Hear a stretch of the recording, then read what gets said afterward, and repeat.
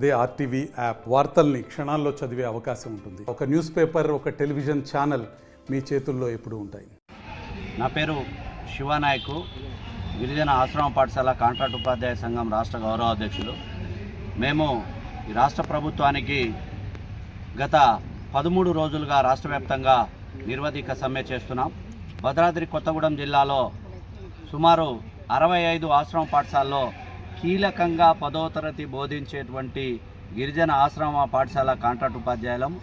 మేము 13 రోజుల నుండి రాష్ట్ర వ్యాప్తంగా సమ్మె చేస్తున్నాం. 2100 మంది ఉన్నాం. మా యొక్క గొంతమ్మ కోరికలు ఏం లేదు. రాష్ట్ర ప్రభుత్వము సమాన పనికి సమాన వేతనం ఇవ్వాలని సుప్రీంకోర్టుతో పాటు మాకు కూడా ఒక జడ్జిమెంట్ అనేది ఇచ్చింది. ఆ జడ్జిమెంట్ని అమలు చేయకుండా, సమాన పనికి సమాన వేతనం ఇవ్వకుండా 5 నెలలు 6 నెలలు కూడా వేతనాలు చెల్లించకుండా మాతో శ్రమ దోపిడీ చేపిస్తున్నారు. కాబట్టి రాష్ట్రంలో ఉన్న 2100 మంది గిరిజన ఆశ్రమ పాఠశాల కాంట్రాక్ట్ ఉపాధ్యాయులు ఈరోజు మరి నిర్వధిక సమ్మె చేస్తున్నాం. ఒకవైపు 24వ తారీఖున కమిషనర్ కార్యాలయం నుండి మరి చర్చల పేరుతో ఐటీడీఏ పీఓలకు చర్చలు జరపండి అని చెప్పేసి ఆదేశాలు జారీ చేసినా కూడా మరి ఇప్పటిదాకా వాటి విషయంలో మరి ప్రభుత్వానికి కానీ ఇటు ఐటీడీఏ అధికారులకు కానీ చిత్తశుద్ధి లేదు. కాబట్టి చర్చలు జరిపి మా యొక్క న్యాయపరమైన డిమాండ్లను ఈ ప్రాజెక్ట్ ఆఫీసర్ గారు మరి ఫైల్ రాసి మా దీక్షా శిబిరానికి వచ్చి ఒక నిర్మాణాత్మకమైనటువంటి హామీ ఇస్తే తప్ప మేము మరి లేసే పరిస్థితి లేదు. ఒకవైపు ఆల్రెడీ తుడుందెబ్బ లాంటి ప్రజా సంఘాలు, లంబాడ హక్కుల పోరాట సమితి రేపు ఈ సమస్యని పరిష్కారం కాని పక్షంలో రేపొచ్చే నూతనమైనటువంటి 2025 జనవరి మాసంలో మొదటి వారంలో మేము ఆమరణ నిరాదీక్షకు కూడా పూనుకుంటాం. ఎందుకంటే అధికారులు మాతో పని చేపించుకుంటారే తప్ప మా మీద చిత్తశుద్ధి లేదని ఒకవైపు తెలుస్తుంది.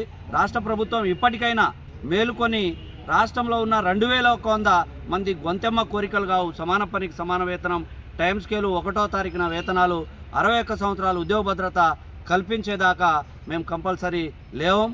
అవసరమైతే ఈ జిల్లాలో ఉన్నటువంటి దాదాపు 10 మంది ఎమ్మెల్యేలు, 3 మంత్రులు ఉన్నారు. వాళ్ళ ఇళ్ల ముట్టడి చేస్తాం. అవసరమైతే ఇంకొక వారంలో ఆమరణ నిరాదీక్షకు కూడా పూనుకుంటాం. మా బిడ్డల పక్షాన ఈ ప్రభుత్వం నిలబడతదా లేదా మాతో చెలగాట మారుతుంది. ఐటీడీ అధికారులు ఇకనైనా మేలుకొని మా యొక్క సమస్యని పరిష్కరిస్తారని సవినయంగా కోరుకుంటున్నాను. సార్, నా పేరు కమల. మాస్ సిఆర్టీగా ఏజిహెచ్ఎస్ ఇల్లెందు ఓళ్ళు పనిచేస్తున్నాను. గత 20 సంవత్సరాల నుంచి ఎన్నో ఇబ్బందులను ఎదుర్కొంటున్నాము. మహిళలమైనటువంటి మేము, మహిళా ఉపాధ్యాయులము, చైల్డ్ కేర్ లీవ్స్ లేవు, మెటర్నిటీ లీవ్స్ లేక చిన్న చంటి పిల్లలతో పాఠశాలకు వెళ్ళి అక్కడ పని చేయవలసి ఉన్నది. అక్కడ ఎటువంటి సౌకర్యాలు కూడా కల్పించట్లేవు మాకు. కాబట్టి ఇకనైనా మా సమస్యలను గుర్తించి ప్రాజెక్ట్ ఆఫీసర్ గారు కమిషనర్తో మాట్లాడి పై అధికారులతో మాట్లాడవలసిందిగా కోరుచున్నాము.